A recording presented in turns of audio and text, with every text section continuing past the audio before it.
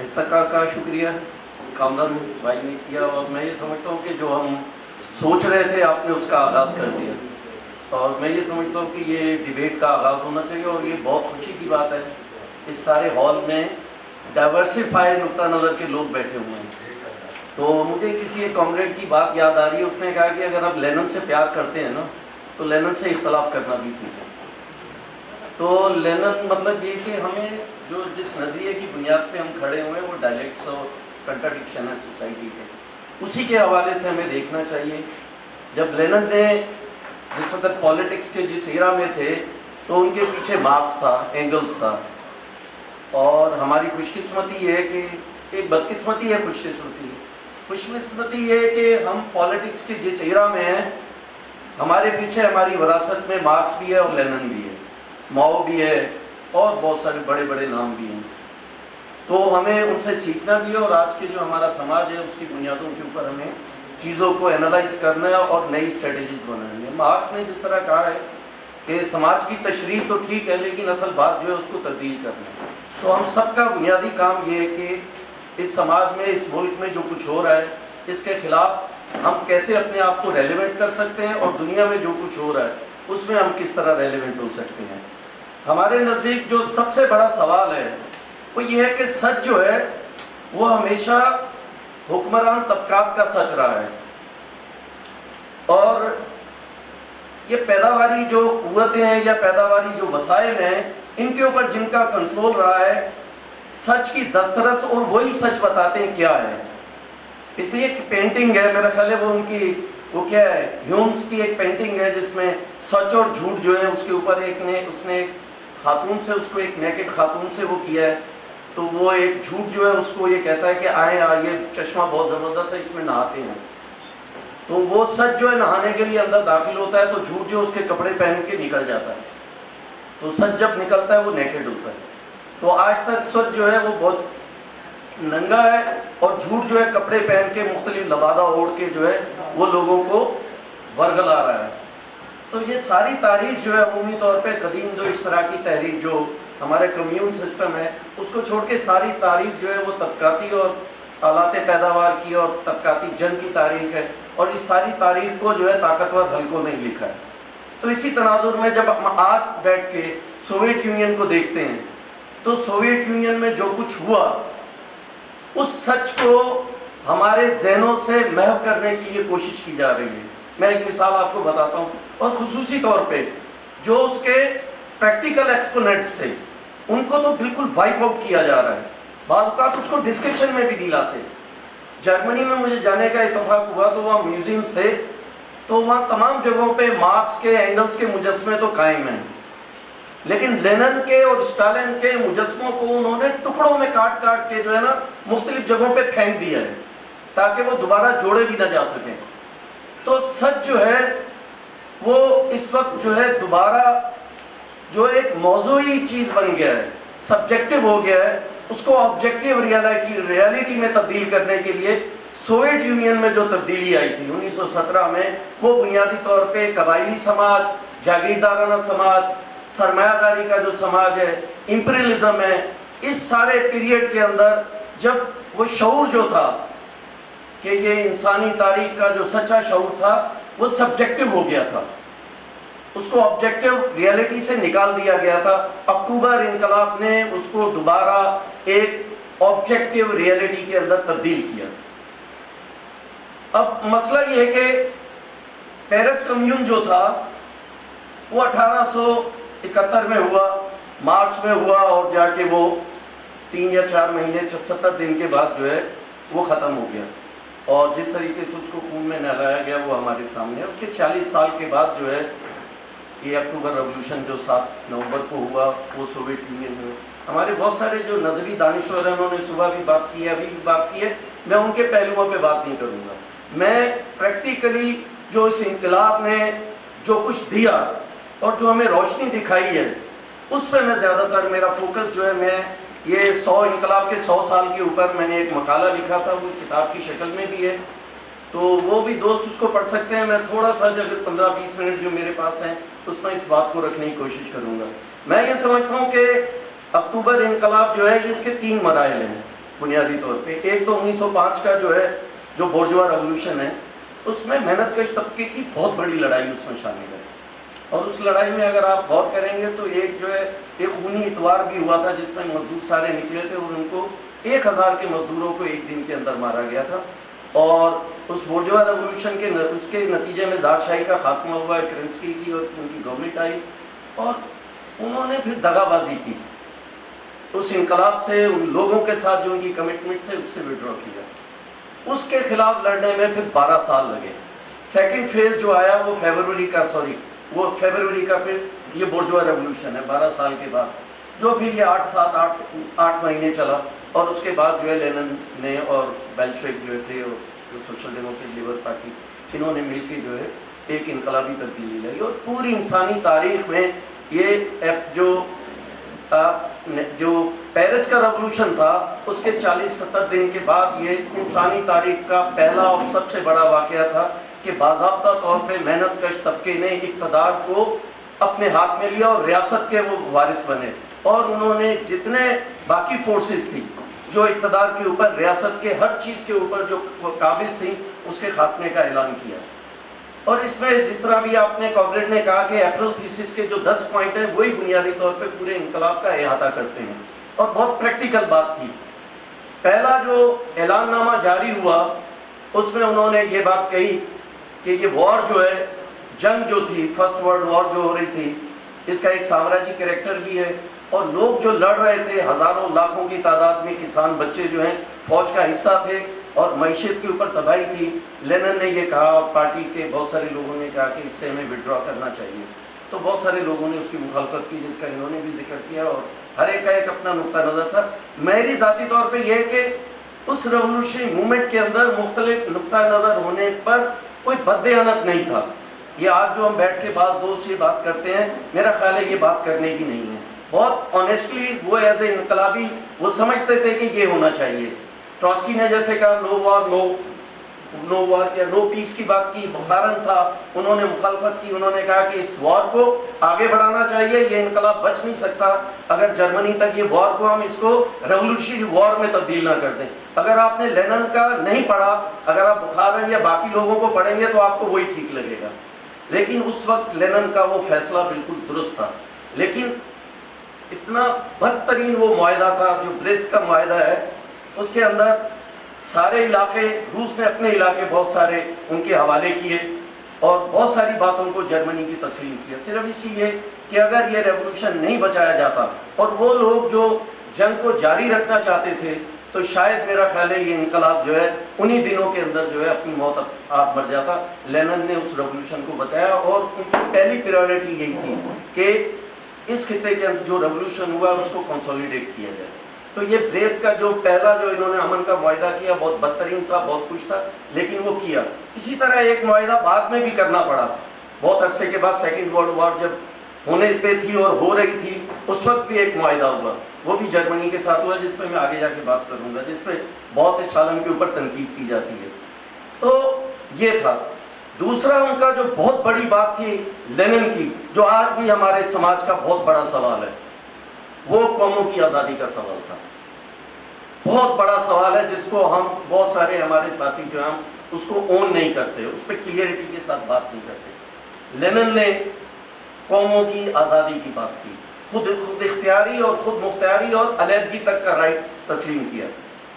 اور انہوں نے کہا، اور اس میں یہی جو اس کا جو فرمان جو ہے وہ لینن کا خود اپنا دیا ہوا ہے، جس میں پھر اسی کے نتیجے میں فن لینڈ کی آزادی اور فن لینڈ کی جو آزادی تھی اس کی آزادی کا جو پیپر تھا وہ لینن نے خود جو ہے فن لینڈ کے پرائم منسٹر کے حوالے کیا. ترک جو آرمینیا تھا اس سے وڈرال کیا آرمی کا. انہوں نے ایران کے اندر جو رشین آرمی تھی اس کو وڈرا کیا. وہاں کی جتنی تنصیبات تھی اس میں جو بھی ان کی انویسٹمنٹ تھی، ریلوے تھا اور بہت ساری چیزیں تھیں، وہ ساری بغیر اس کے ان کو واپس کی. انہوں نے برطانیہ کے ساتھ ایک خفیہ معاہدہ جو تھا روس کا ایران کے بارے میں اس سے وڈرا کیا اور اپنی ساری اس کو بتایا کہ یہ وہ معاہدہ ہے. تو یہ ایک بہت بڑا ہمارے لیے ایک سبق ہے وہ یہ بتاتا ہے کہ کس طریقے سے لینن نے اگر اور مگر کے بغیر ایک ڈیموکریٹک سوال پر قوموں کی حق خود ارادیت اور علیحدگی کو تسلیم کیا. اسی تناظر میں ہمیں بلوچستان اور باقی صورتوں کو دیکھنا چاہیے. اگر بلوچ آزادی کی بات کرتے ہیں, ایک آزاد وطن کی بات کرتے ہیں, تو being a communist, being a Leninist, Marxist Leninist, میرا فرض ہے کہ میں اس آزادی کو اگر اور مگر کے بغیر اس کو تسلیم کروں. بالکل اسی طرح جس طرح بنگلہ دیش کی آزادی کو ہم نے اگر اور مگر کے ساتھ نہیں جوڑا, ہم نے کہا یہ ان کا ایک جمہوری حق ہے, ان کو یہ ملنا چاہیے. بالکل اس طرح جیسے برطانیہ کے کمیونسٹوں نے جب انڈیا کے لوگ جناح, محمد علی جناح اور گاندھی جی کی قیادت میں اندر جو کوٹی بورجوا اور کمیونل پاور تھے, ان کو بغیر کسی شرط کے انہوں نے کہا کہ یہ انڈیا کو آزادی ملنی چاہیے. ہمیں اسی تناظر میں لینن کے نقطہ نظر کو, آزادی کے سوال کو دیکھنا چاہیے, تب جا کے ہم چیزوں کو آگے کر سکتے ہیں. اس کے بعد لینن نے جو کیا وہ کسانوں کے لیے کیا. ابھی آپ نے جیسے بات کی, بہت سارے دوست سوال یہ رکھتے تھے کہ یہ پیٹی بورجوا ہیں, یہ پراپرٹی کلاس کے لیے لڑتے ہیں, یہ ریولوشن نہیں ہو سکتے. لینن نے بالکل نئی ایرا کی بات کی. اسی جگہ پہ میں آپ کو جب کہتا ہوں کہ لینن سے پیار اور لینن سے اختلاف, مارکس نے کہا تھا کہ ریولوشن جو ہے کلاس کرے گی, کلاس ریولوشن ہوگا. لینن نے کہا پارٹی کرے گی, وینگارڈ پارٹی ریولوشن کرے گی. اس کو آپ ڈیویشن کہہ لیں, اس کو آپ کے ایک آگے کی بات کہہ لیں, لیکن پریکٹیکلی انہوں نے پارٹی کی بات کی اور وینگارڈ پارٹی کا انہوں نے نقطہ نظر دیا. تو اسی طریقے سے کسانوں کے لیے اس جو ریولوشن ہوا, اس ریولوشن نے یہ کہا کہ زمین, ساری زمینیں جو ہیں وہ قومی ملکیت اور وہ کسانوں کے اندر مفت تقسیم کی جائیں گی. میرے پاس کچھ تھوڑے سے اعداد و شمار ہیں جس میں آپ سے بتانا چاہ رہا ہوں کہ اس نے کتنا بڑا فرق ڈالا کہ جو کسانوں کو ملا. کسانوں کو تقریباً جو ہے یہ تقریباً 97 کروڑ ایکڑ لینڈ یہ مفت تقسیم ہوئی, جس کو ہیکٹر میں اس زمانے میں کہا جاتا 40 کروڑ 50 لاکھ ہیکٹر زمین جو ہے. تو پاکستان ہمارے ایکڑ کے حساب سے تقریباً 97 کروڑ ایکڑ زمین ہے, وہ بھی مفت تقسیم کی گئی. 114 ارب ڈالر کا سالانہ ٹیکس ہوتا تھا ان پہ, جو 70,000 اس زمانے میں روبل کے برابر تھا. وہ ٹیکس جو ہے سالانہ ختم کیا گیا اس گورنمنٹ نے آ کے. لگان میں 3 ارب روبل ان کو دینے پڑتے تھے ہر سال, جو پاکستان ہمارے آج کے زمانے جو اس زمانے کے حساب سے 60 ارب ڈالر ہیں, وہ انہوں نے لگان اس کا خاتمہ کیا. اس کے ساتھ بیج ہے, بیج, کھاد, مشینری اور یہ ریاست کی ذمہ داری قرار دیا گیا. یہ انہوں نے ایک بہت بڑا کام کیا. پھر انہوں نے کہا فیکٹریاں, کارگاہیں اور یہ جتنی پیداوار کے جو ذرائع ہیں, غذائی اجناس جو ہیں, ان کی تفصیل اور تقسیم ہے یہ مزدوروں کے جمہوری کنٹرول میں یا مزدور کمیٹیوں کے جمہوری کنٹرول میں جائیں گی. تمام معدنیات کو, جس میں فوسل فیول ہے, تیل ہے, کوئلہ ہے, خام مال ہے, جنگلات ہیں, دریا ہیں, جھیلیں ہیں, وہ عوام کی ملکیت قرار دیا گیا. یہ بھی انسانی تاریخ میں پہلی مرتبہ یہ ہوا کہ انسانوں کو کہ جو سرمایہ داری میں جو ایک بہت تھا, ایک کنٹراڈکشن تھا کہ ساری محنت, ساری چیزیں جو پیداوار ہوتی ہے وہ اجتماعی ہوتی ہے, سماجی ہوتی ہے, سوشل ہوتی ہے. انہوں نے اس کو سوشلائزیشن کی طرف لے جانے کے لیے, سوشل کرنے کی طرف ایک بہت بڑا قدم اٹھایا. اسی طرح تعلیم کو مفت کیا, علاج کو مفت کیا اور ریاست کی ذمہ داری قرار دیا گیا. اور یہ دنیا میں آج تک کبھی نہیں ہوا اس طرح. اس میں یہی 10-11 سال کے اندر پورے 1930 میں انہوں نے بے روزگاری کو ختم کر دیا پورے سوویت یونین میں. اور یہ کہنے کہ انہوں نے پہلی دفعہ انسانی تاریخ میں کوئی ریاست یہ کہنے کے قابل ہوئی یہ ایک ایسا دیش ہے جو بے روزگاری سے ببرہ ہے. یہ آج سے پہلے انسانی تاریخ میں کبھی بھی اس طرح نہیں ہوا. اور یہ انہوں نے کہا اس وقت جتنے بورجوا ریاستیں تھیں اور پوری دنیا پہ بھی انہوں نے قبضہ کیا, ان کے وسائل پہ بھی قبضہ کیا, لیکن وہ بھی جو ہے تمام لوگوں کو جو ہے روزگار کی ضمانت دینے میں ناکام رہی ہیں.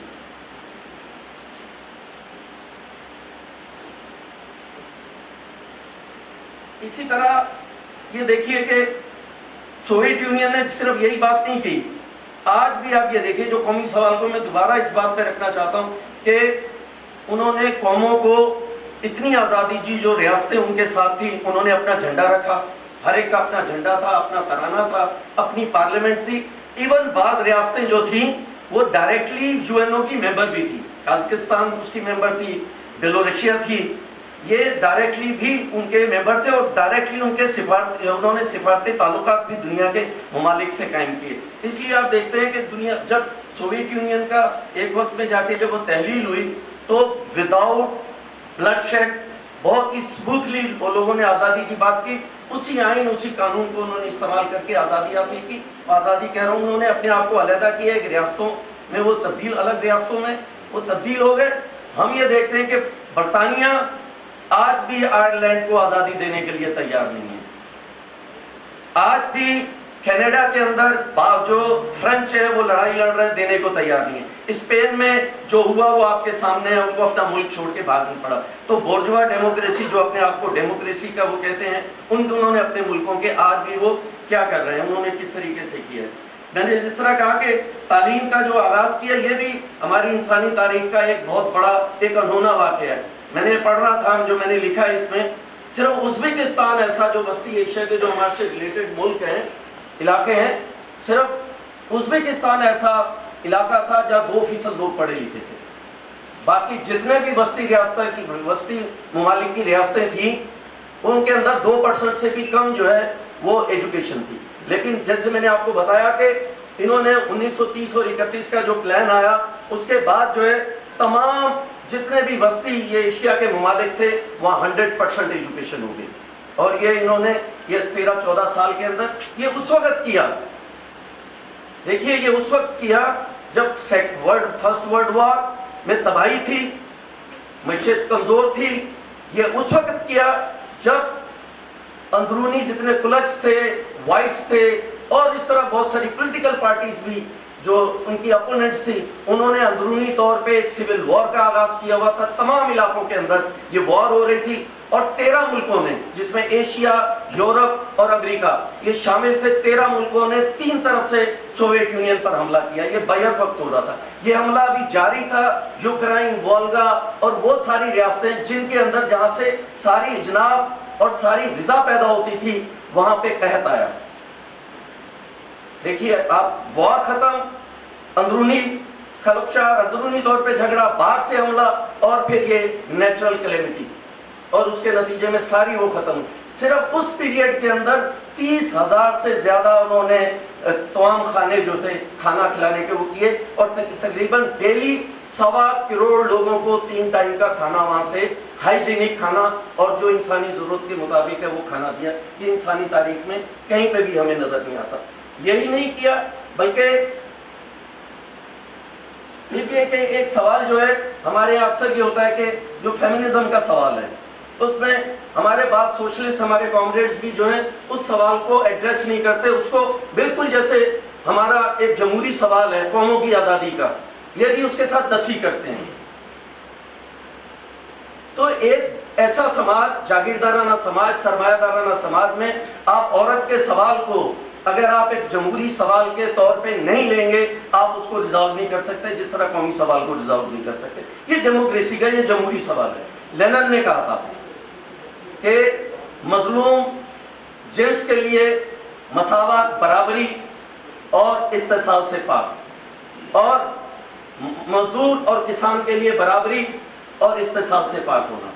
फिर उन्होंने ये कहा कि चूल्हा जो है, लेनिन ये कहता था, चूल्हे से जब तक औरत आज़ाद नहीं होगी वो उसकी आज़ादी नहीं हो सकती। चूल्हे से आज़ादी एक बड़ी आज़ादी है। इसलिए उन्होंने पब्लिक पीपल्स जो है उन्होंने वो बनाए, क्या कहते हैं, किचन्स बनाए।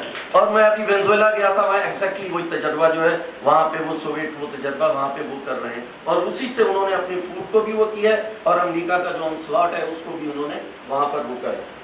इसीलिए एजुकेशन का जैसे आपको बता दिया, 14 साल में उन्होंने कर दिया।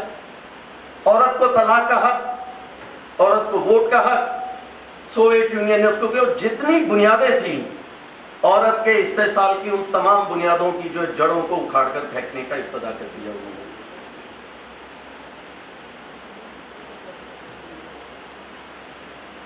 अब मसला ये हुआ कि जब ये सब कुछ होना शुरू हो गया और ये सारा ये बोर्जवा रियासतें जो हैं ये किसी तरीके से सोवियत यूनियन या सोवियत यूनियन का जो उभार था उसको नहीं समझ सकती थी या उसको रोकना चाहती थी। इसलिए आप देखें कि सोवियत यूनियन दुनिया की जितनी आज़ादी की अमूमी तौर पे कौमी आज़ादी की तहरीकें हैं सबसे आगे जो है, लेनिन से लेकर, और इवन जब सोवियत यूनियन में सोशलिस्ट निज़ाम की जो शक्ल बिगड़ गई, उस बिगड़ी शक्ल के बावजूद भी वो दुनिया की इनकलाबी तहरीकों और कौमी आज़ादी की तहरीकों के साथ वो उनके साथ खड़ा रहा।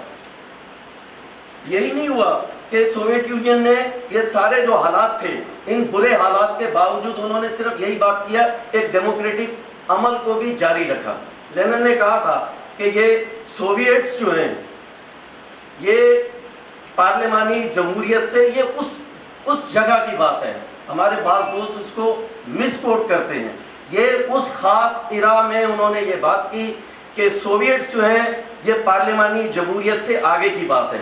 आज आप जो उस वक्त कहा कि अगर आप पार्लिमानी जमहूरियत की बात करेंगे ये रुजती बात है। लेनिन के इसी नुक्ता नज़र को पाकिस्तान में आज अगर यहाँ फौजी हुकूमत है, पाकिस्तान के अंदर अगर लेस डेमोक्रेसी है, तो हमें एक ज्यादा जमहूरियत के लिए, एक सिविलियन जमहूरियत के लिए बात करना बहुत जरूरी है। इसमें लेनिन को इस जगह पे मिसकोट हमें नहीं करना चाहिए, मेरा ये नुक्ता नजर है इस पे। इसी तरीके से उन्होंने यूएसएसआर की जो है तश्कील के लिए काम शुरू किया। 1924 में पहला आइन बना, 1936 में एक नए आइन की मंजूरी दी जिसमें 11 रियासतें शामिल थी, और उसमें 1937 में उसी के तहत उसके इलेक्शन हुए। इन इलेक्शंस में पहली दफा पूरी, जो मैं बार बार जब ये कहता हूँ, ये बोर्जुआ जहाँ जमहूरियत बहुत पनपी थी, सब कुछ था, लेकिन वहाँ कभी भी मेहनत कशों की, आम लोगों की प्रेजेंटेशन नहीं थी। 41% जो नए इलेक्शन हुए 1937 में, 41% उसके अंदर मजदूर थे। उसके अंदर तकरीबन जो है 29% जो है, 29.5% जो है वो किसान थे, और 29% इंटेलेक्चुअल, दानिश्वर और पढ़े लिखे लोग उसके अंदर शामिल थे। ये एक बहुत बड़ा ऐसा रेशो है कि लोगों को अपनी बात कहने के लिए वो उनको मौका मिला। इस आइन की जब वो हुआ है, वो अगर डॉक्यूमेंट्स निकाल के देखें, मेरे ख्याल 2 से 2.5 लाख तरामीम उसके अंदर आई थी। इतनी एक्सटेंसिव जो है डिबेट उसके अंदर हुई थी। और आप ये देखिए कि एक धात की मिल के अंदर काम करने वाला मजदूर, एक किसान बैकग्राउंड का मजदूर, मिखाइल कालेनिन जो है वो पहला प्रेसिडेंट जो है वहाँ का सोवियत यूनियन का मुंतखब हुआ। और ये हम कहीं और नहीं देख पाते। यही है 40 तक जो है तमाम लोगों को जो एजुकेशन, 30 तक तो ये कर दिया, लेकिन 40 में आला तालीम बहुत हद तक चली गई, इतनी कि हर छठा आदमी जो है वो आला तालीम याफ्ता था सोवियत यूनियन के अंदर।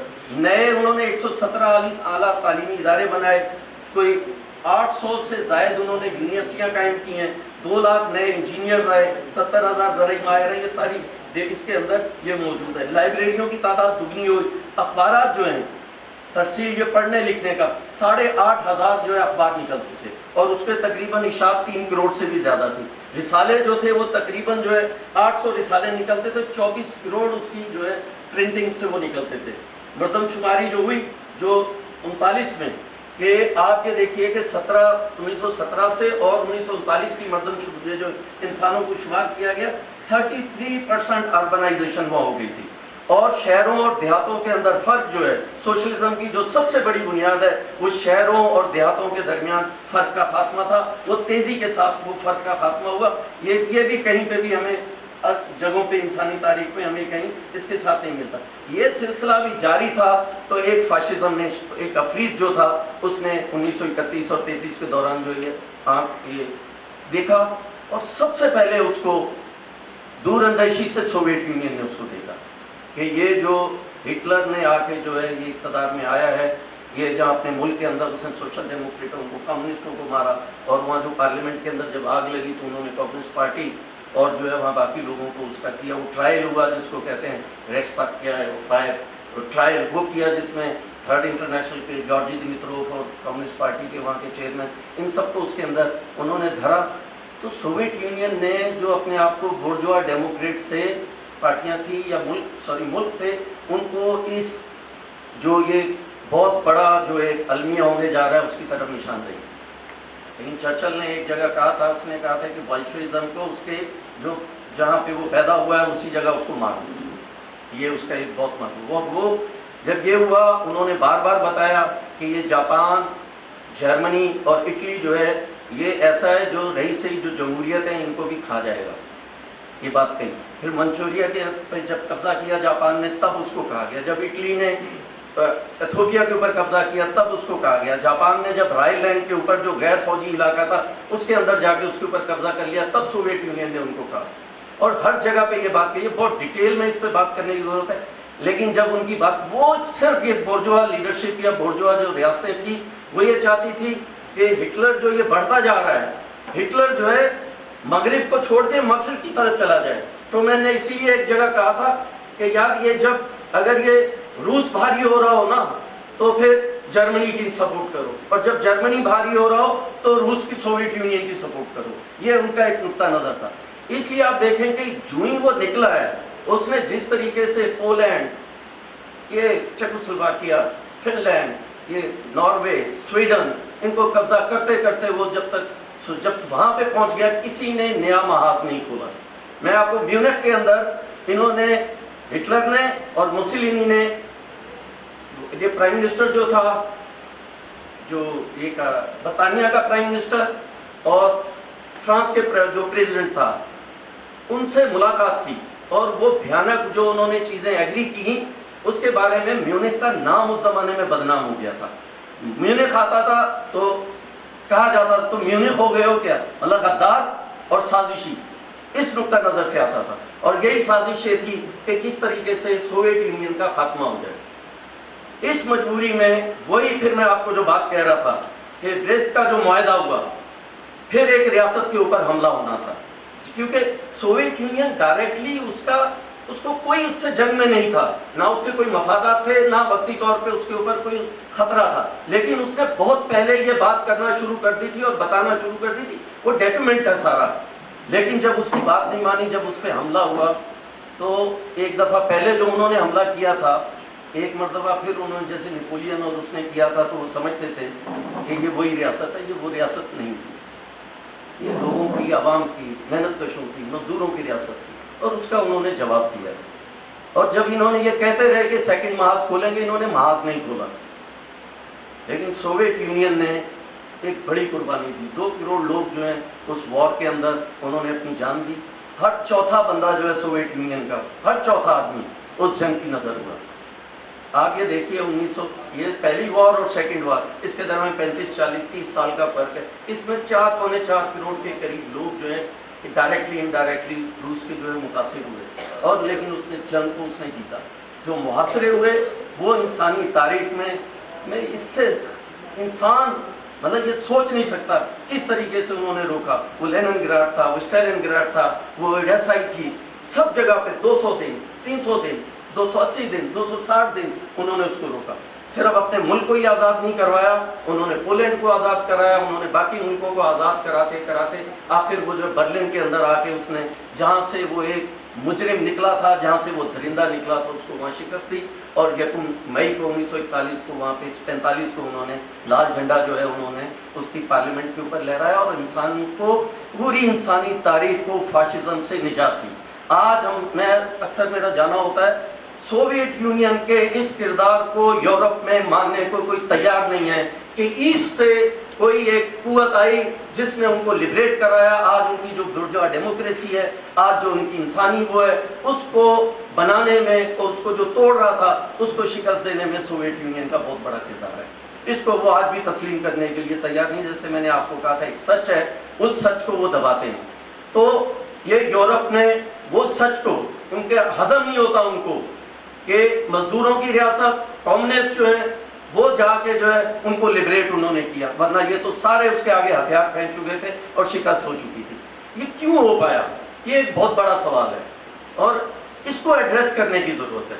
वजह पार्टी और लोग, सिटीजन्स, शहरी, ये जुड़े हुए थे। जैसे मैंने कहा, जब आइन बना 2 लाख और कितनी तरामीम जो है उसके अंदर लोगों ने पेश की। ये जमहूरी वो था, पार्टी, लोग और लोगों को रियासत में रिप्रेजेंट करती थी पार्टी, और पार्टी लोगों की नुमाइंदा थी और लोगों से ताकत लेती थी। जब तक ये रहा, उन्होंने पहली जंग में के बाद तामीर किया, एजुकेशन किया, कौमों की आज़ादी की बात की, पूरी दुनिया की लिबरेशन की बात की, अंदरूनी उन्होंने जो झगड़े थे, अंदरूनी जो सिविल वॉर थी उसका खात्मा किया, 13 मुल्कों ने हमला किया, उसको शिकस्त दी, सेकेंड वर्ल्ड वॉर में उनको शिकस्त दी और इस फाशिज्म को शिकस्त दी, मुल्क बनाया, मुल्क को आगे चलाया, दुनिया में एक पूरा नया एक नैरेटिव दिया। लेकिन जब पार्टी और लोगों का ताल्लुक खत्म हुआ तो सोवियत माशरे के अंदर एक बहुत बड़ा पहलू ये था कि वो चीज़ भी आहिस्ता आहिस्ता सोवियत माशरे के अंदर वो विड्रॉ होनी शुरू हुई। پارٹی کے اندر ایسے لوگوں کا قبضہ ہو گیا. یہ ڈیبیٹ ہے. دیکھیے ہم یہ ماضی کو فلسفیکلی ہمیں بیٹھ کے ڈیبیٹ کرنا چاہیے. کوئی 100% نہ ٹھیک ہے نہ 100% غلط ہے. بہت آنیسٹی کے ساتھ بیٹھ کے اس کو ڈیبیٹ کرنا چاہیے, لیکن اس کی بنیاد کے اوپر آئندے کی جو یونٹی ہے ہماری وہ نہیں توڑنی چاہیے. اس بنیاد کے اوپر سیکٹیرین نہیں ہونا چاہیے. یہ سوال بہت بڑا ہے کہ یہ جو 4th انٹرنیشنل 3rd انٹرنیشنل کیوں ختم کی گئی, یہ ایک بہت بڑا سوال ہے. یہ اس پہ ڈیبیٹ ہونی چاہیے. دوسرا یہ کہ پارٹی کا اپنے لوگوں سے تعلق کیوں ختم ہوا, اور سوویت یونین نے جو حاصلات تھیں, جو لوگوں کو ملا ہوا تھا, جب وہ وڈرا ہونا شروع ہوا, جب تحلیل کی طرف گیا, تو لوگوں کی کوئی قابل جس کو آپ کہتے ہیں کہ اکاؤنٹیبل کائنٹی کا کوئی بڑی ریزسٹنس کیوں نہیں ہوئی. اور دنیا کے جو سوشلسٹ نظام تھے, بعض لوگ کہتے ہیں پریکٹسنگ جو سوشلزم تھا, وہ جو ہے جب اس کا ڈیبیکل شروع ہوا تو لوگوں نے ریزسٹ کیوں نہیں کیا. تو مجھے ایسا لگتا ہے کہ پارٹی جو ہے اپنا تعلق جو ہے وہ لوگوں کے ساتھ کھو بیٹھی تھی, پارٹیاں جو تھیں. اس لیے آپ دیکھیے جب سوویت یونین کا ڈیبیکل ہوا تو پوری دنیا سے جو عمومی طور پہ جو کمیونسٹ پارٹیز ہیں وہ جو ہے ایووپریٹ ہونا شروع ہو گئی, وڈرال شروع کر دیا. سوشل ڈیموکریسی سے بالکل رائٹ ونگ کی طرف جو ہے ان کا رجحان شروع ہو گیا. یہ ایک بہت بڑی ڈیبیٹ ہے, ہمیں اس ڈیبیٹ کے اوپر بات کرنی چاہیے. میں آج بھی ایک بات کہتا ہوں, جب ہم اکثر میں ایز اے ٹریڈ یونین ہے ہم کیا بات کرتے ہیں, ہم یہ کہتے ہیں لیونگ ویج ملنا چاہیے, سوشل سیکیورٹی ہونی چاہیے, پینشن ہونی چاہیے, اور گھر ملنا چاہیے, روزگار کی ضمانت ہونی چاہیے. یہ بورجوا یہ جو 1500 سال سے یہ جو ہیں یہ آج تک اپنے ملکوں میں یہ دے نہیں سکے, یہ وڈرا کر رہے ہیں. لیکن سوویت یونین نے اور جو سوشلسٹ ملک تھے انہوں نے یہ سب کچھ دیا جس کے لیے آج ہم دوبارہ اس کے اوپر لڑ رہے ہیں. تو میں یہ سمجھتا ہوں کہ ایک بڑی حاصلات ہیں, اور یہ ایک بہت لیپ فارورڈ تھا پوری انسانی تاریخ کے اندر. آخر میں یہ کہ انقلاب جو ہوتا ہے وہ ایک وقت میں کمیتی, جس کو کیا انگلش میں ہم کہتے ہیں کوانٹیٹیو بھی ہوتا ہے, اور ایک وقت میں کوالٹیٹیو بھی ہوتا ہے. پیرس ریولوشن وہ فرانس کے کنٹیکسٹ کے اندر جو تھا وہ ایک جو تھا وہ کوالٹیٹیو تھا, ایک انقلابی تبدیلی تھا. اور پورا جو انسان کی ترقی اور جو اس کا پروسیس ہے اس کے اندر ایک کوانٹیٹیو تبدیلی ہے, ایک بہت مقداری تبدیلی ہے, ایک کمیتی چھوٹی تبدیلی ہے. ایگزیکٹلی اسی طرح کہ سوویت ریولوشن جو ہے وہ سوویت یونین کے کانٹیکسٹ کے اندر اور ہمارے ایک خاص ایرا کے کانٹیکسٹ کے اندر وہ ریولوشن ہے. لیکن انسانی تاریخ کا جو ہزاروں سالوں کا جو سفر ہے انسانی سماج کی چینج کا, ترقی کا, اس کے اندر ایک جو ہے کوانٹیٹیو تبدیلی ہے, ایک مقداری تبدیلی ہے. لہٰذا اس سے جب ہم دیکھیں گے یہ ہمارے لیے شکست نہیں ہے. پیرس کمیون کی شکست ہماری شکست نہیں تھی. ہم نے 46 سال کے بعد دوبارہ اپنے نظریاتی ہتھیار اٹھائے اور ہم نے ریولوشن کیا. آج پھر دنیا کے اندر جو ہے ایک نئی ایرا جو ہے وہ جنم لے رہی ہے. آخر میں یہ بات جو میں نے آپ سے کہی کہ لینن سے پیار کرتے ہیں تو لینن سے اختلاف کرنا بھی سیکھیں. لینن نے اپنی ایرا کے اندر جو بات کی تھی, جن کنٹراڈکشن کی بنیاد پہ, جو سماجی جو کنٹراڈکشن تھے اس کی بنیاد کے اوپر جو تنظیم سازی کی, آج جو دنیا ہے, آج جو ہماری جو کنڈیشنز ہیں انٹرنیشنلی ہے, لوکلی ہے, جو مٹیریل کنڈیشنز ہیں, اس کا ہمیں کس فارمیشن کے اندر جواب دینا ہے اور کس طریقے سے اس کے خلاف لڑنا ہے. ایک نئی فارمیشن کی ضرورت ہے. مجھے نہیں پتا یہ فارمیشن کیا ہوگی. آخر میں صرف یہ ہے کہ گرامشی نے ایک دفعہ کہا تھا کہ پرانی دنیا ختم ہو گئی اور نئی دنیا نے ابھی جنم نہیں لیا, and we are facing the monsters. تو یہ مانسٹرز کا مقابلہ کرنا بہت